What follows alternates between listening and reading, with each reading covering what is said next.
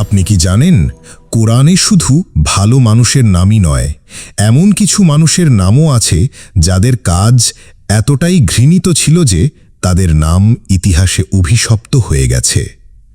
আজ আমি আপনাকে বলবো সেই সব খারাপ মানুষের নাম যাদের কথা আল্লাহ সরাসরি কোরআনে উল্লেখ করেছেন। আল্লাহু আকবার, আল্লাহু আকবার। ১. ফিরাউন, মিশরের রাজা, যে নিজেকে আমিই তোমাদের সর্বশ্রেষ্ঠ প্রভু বলে দাবি করেছিল। সূরা নাজিয়াত ২৪। আল্লাহ তাকে সমুদ্রের ঢেউয়ে ডুবিয়ে ধ্বংস করেন আর তার লাশকে মানুষের জন্য সতর্কবার্তা হিসেবে রেখে দেন। ২. হামান, ফিরাউনের মন্ত্রী, সে ফিরাউনকে সমর্থন করত এবং মুসা আলাইহিস সালামের বিরুদ্ধে চক্রান্ত করত। সূরা কাসাস ৬। অহংকার ও সত্য অস্বীকারের জন্য সেও ধ্বংস হয়।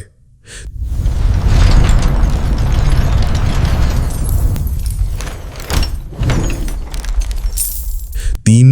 কারুন, এক ধনবান ব্যক্তি, যার ধনসম্পদ এত বেশি ছিল যে তার চাবিগুলো বহন করতেই শক্তিশালী লোকের দল দরকার হতো। সূরা কাসাস ৭৬।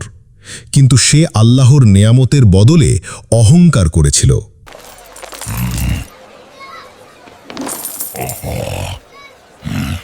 আল্লাহ তাকে তার ধনসম্পদ সহ পৃথিবীর মধ্যে গিলে দেন।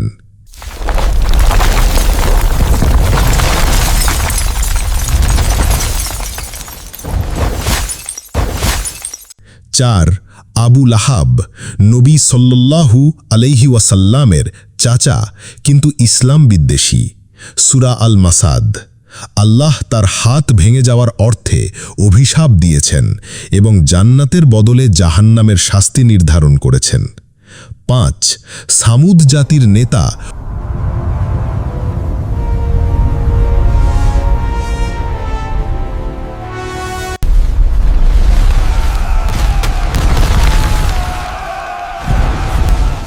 সামুদ জাতির নেতা ও লূত আলাইহিস সালামের কওমের মানুষ, তাদের কুকর্ম ও অবাধ্যতার জন্য কোরআনে নিন্দা করা হয়েছে এবং তাদের উপর কঠিন শাস্তি এসেছে। ভাই ও বোনেরা, কোরআনে তাদের নাম শুধু ইতিহাস জানার জন্য নয়, বরং শিক্ষা নেওয়ার জন্য এসেছে। যারা অহংকার, অবিচার ও সত্যকে অস্বীকার করে তাদের পরিণাম সব সময় ধ্বংস। আমরা যেন কখনো ফিরাউনের মতো অহংকারী, কারুনের মতো লোভী বা আবু লাহাবের মতো বিদ্বেষী না হই।